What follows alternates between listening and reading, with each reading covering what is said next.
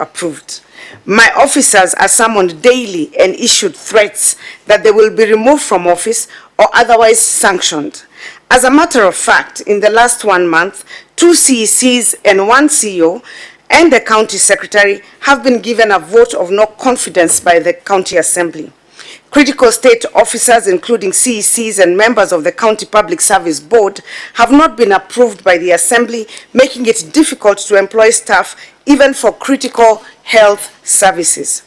Services to the people of Kirinyaga are affected and will continue to be affected, even when this process is over. Whatever its result, the negative impact of the process will linger. It is also an expensive process for all concerned, with lawyers and other professionals, tons of documents, witnesses, and other attendant costs. It is therefore not surprising that the Constitution and the County Government Act reserves the impeachment solely to circumstances in which gross and serious violation of the Constitution and the law and serious abuses of office are proved to have been committed by the governor. The courts have severally and consistently given decisions affirming the need for those seeking impeachment to obtain a high threshold for misconduct and violations of law before they can successfully remove an elected officer from their position.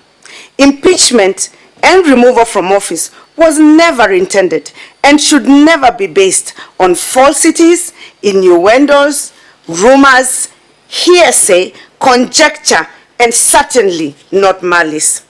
Honorable Senators, secondly, an impeachment process is required by the law to be procedurally without reproach.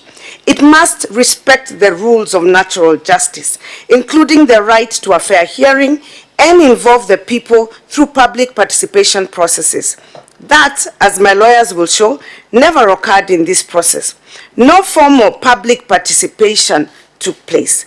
The decision to proceed with impeachment, despite a subsisting court order, was made on Monday. I was purportedly sent an invitation to attend the proceeding on the same Monday to appear the next day. Truth be told, the notice to appear was brought to my office at 10 a.m. on Tuesday, when the motion was being debated. I was not even in the county on the day. By 3 p.m. on the same day, the impeachment proceedings had been completed. It is to avoid this sort of possible malpractice by county assemblies and to protect the integrity of the removal process that the drafters of the Constitution and the County Government Act wisely placed the Senate at the center of the impeachment process of governors. In this process, the Senate is the preeminent organ that ensures that the impeachment process is fact-based, has the requisite threshold, and is procedurally fair. The Senate is also to ensure that an impeachment process is not used to achieve collateral political purposes or push personal agendas. And it is not calculated to scandalize, embarrass, malign, or defame an individual. Unfortunately, what is before you is in every respect false, unfounded, and salacious allegations which have no place in an impeachment motion. Honorable Senators, my lawyers will be taking you through the allegations that formed the basis of my impeachment. Without rehearsing that presentation, I must say that the grounds that form the basis of my impeachment and which this committee is now tasked to superintend are an affront to the very serious process that the Constitution and the law have prescribed for the removal of a governor from office. The grounds contain allegations that are obvious falsities, unfounded, and malicious. They relate to minor administrative issues that would easily have been clarified by a routine inquiry. How can anyone justify summoning an entire county assembly and now the Senate, where the allegation asserting gross violation of the Constitution is failing to deliver a state of the county speech at the county assembly, a requirement that does not even exist in the Constitution?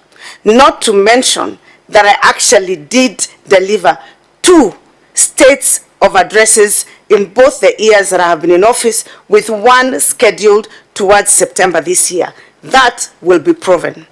How does the Senate of the Republic of Kenya be called to sit in inquiries into allowances to board members whose approval was made way back in 2014 by the SRC for all boards in the country?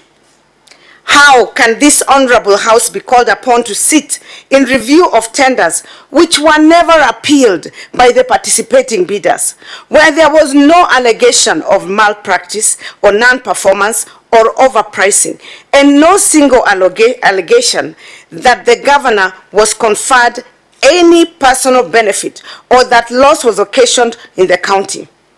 I would like to mention on one specific tender, the 15 million tender. This team will be shocked to know there was no 50 million tender given to Velocity, and that will be proven. There was also no 30 million shilling payment to Velocity, another lie done again for intended purposes of ruining somebody's reputation. That again will be proven by my lawyers. You will be shocked to find the allegations even include the purchase of the governor's vehicle, whose budget was duly approved by the same assembly. The purchase was not from a dealer, but from the manufacturers of the vehicle, Toyota Kenya, that supplies government vehicles under a framework contract negotiated by the Ministry of Public Works. Why would the business of Kirinyaga County be stopped at the Senate, as the Senate is called upon to interrogate travel impress? To show the extent of these falsities and the malice, the Assembly knowingly added 3 non-existent entries to the impress lists amounting to 4.6 million. These monies were never paid to the governor. They have no evidence to show that that money was paid. They were false entries to make and malign the name of the governor. Why else would an assembly do that? In their enthusiasm to prosecute the governor, they even allege I did not travel on trips where the leader of majority, the chief accuser in this process, was present and is photographed with me in the US and in Italy during those 2 trips.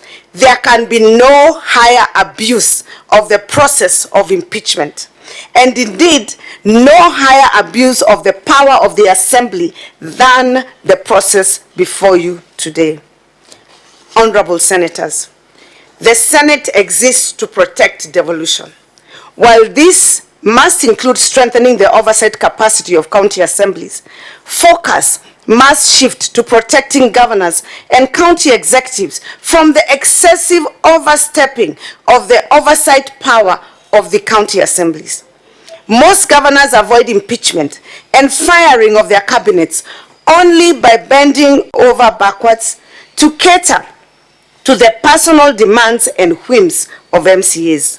Budgets are only passed if allocations are aligned to the personal desires of certain individuals. MCAs go as far as to demand to approve payments to contractors before they are made, contrary to the County Government Act. Failure to keep the MCA's wheels sufficiently oiled can earn you an impeachment. Unfortunately, all these prejudices, service delivery, and development in counties for which the governor is then held responsible. That is our unspoken reality. Unless the Senate deals with this problem with the seriousness that it deserves, not only will anyone worth their name avoid seeking county leadership, devolution will not meet the intentions for which it was established. Honorable Senators, I wish to make one final point on the need to retain the integrity of the county assemblies. In the last 7 years, the Senate has invested significant resources in ensuring that the profile of county assemblies is raised so that they can represent the image of effective government at the grassroots for Kenyans. This is extremely important because the County Assembly is the closest representation of Wanjiko in the lowest level of governing. It has been the desire of the Senate and those who believe in strong devolved governments to erase the history of councillors in the old local governments who were engaged in fisticuffs and other such unfortunate methods of handling council business and resolving disputes. It was therefore an embarrassment for us to watch my county assembly members sleeping in the assembly for a night prior to the impeachment proceeding and roughing up fellow members just for raising a point of order.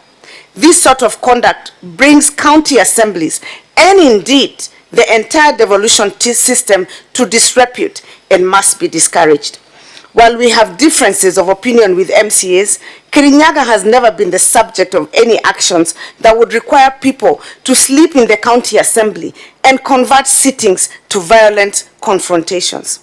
Finally, honorable senators, I ask that you look into these matters dispassionately with an eye solely on evidence. I do not ask that you take my position as truth. I only ask that you ignore media tidbits and sensationalizations of tales. Listen only to the evidence that will be presented in support of the accusations and review the documents we have presented in support of our rebuttal and establish the truth. You will agree that this was an unfortunate process that must never be repeated. I ask, however, that if you find the allegations are malicious, unfounded, and were calculated for the mischievous purpose of harassing the governor of Kirinyaga, that you will declare these processes to amount to abuse of office by the MCAs. You would then be within your rights to apply appropriate sanctions, which your establishing law and your standing orders allow you to do. I say this because the Kirinyaga MCAs have made several statements that this is just one of many impeachments they have lined up to ensure they destabilize the county totally. While you cannot stop legitimate impeachment motions to be prosecuted, you must give sufficient guidelines that ensure that impeachments are not misused. It must not be made a tool for pursuing vendetta, and the Senate must not be made an accomplice to such endeavors. Once again, I thank you for this opportunity to address you. I believe that truth will prevail, and as is stated in our national anthem, may justice be our shield and defender. I thank you, honorable senators. Thank you. Just before the council comes in, on a light note, Honorable Waiguru, I have heard you speak strongly about the members of the county assembly. It's high time you note that the chairman of this committee is a former member of county assembly. I'm aware. Thank you. Lead counsel, you may proceed. Chairman and members, Chairman and senators, thank you very much for the opportunity to address you again. And I just want to pick up very quickly from where Her Excellency the Governor has finished off. And I haven't seen any of the colorful lights, Chairman, in front of you come on, and I believe we will have 2 or 3 minutes so that I can just follow on quickly. You have 13 more minutes. Thank you very much. Just to follow on quickly from where the Governor has finished off. Chairman and members of this committee, you have heard extensively from my good and learned friend for the County Assembly. And as you embark on the task that my good and learned friend for the County Assembly this morning very correctly characterized as truth-seeking, and having listened to the submissions or the opening statement for the County Assembly, for the Governor, we wish to urge that you bear one very important responsibility that this committee has in mind. And Chairman, with your permission, I will perhaps just... Thank you. Chairman, with your permission, an English saying comes to mind that I want to, as part of the opening statement by the Governor, put before you and your committee, and urge that you bear it in mind as you carry out your important task. And that saying is as follows, Chairman. The proof of the pudding is in the eating. The proof of the pudding is in the eating. The County Assembly must prove the allegations. We have heard the pontification by learned counsel for the County Assembly. It must now be followed up with evidence. Nothing less than strict proof. Nothing less than strict proof of the smoke and mirrors story that has been told on behalf of the County Assembly. We urge, and we have no doubt, that Chairman and members will listen keenly. Please, Chair. Lead Counsel, you're advised to use your microphone and be more audible. You may move it close to yourself. Should I remove my mic? Yes, yes, you can. Chairman, I hope I'm now a little more audible. Yeah, that's better. Thank you. We also have an opportunity to now see your face. I was not hiding, Chairman. I was just keeping safe. Thank you. Chairman, nothing less than strict proof of the smoke and mirror stories that have been very ably told on behalf of the Assembly. They must be strictly proved. We urge that you listen to the evidence carefully. We urge that you listen to the cross-examination carefully. And Chairman and members of your committee, we have no doubt that you will apply the Constitution and the law. Thank you very much.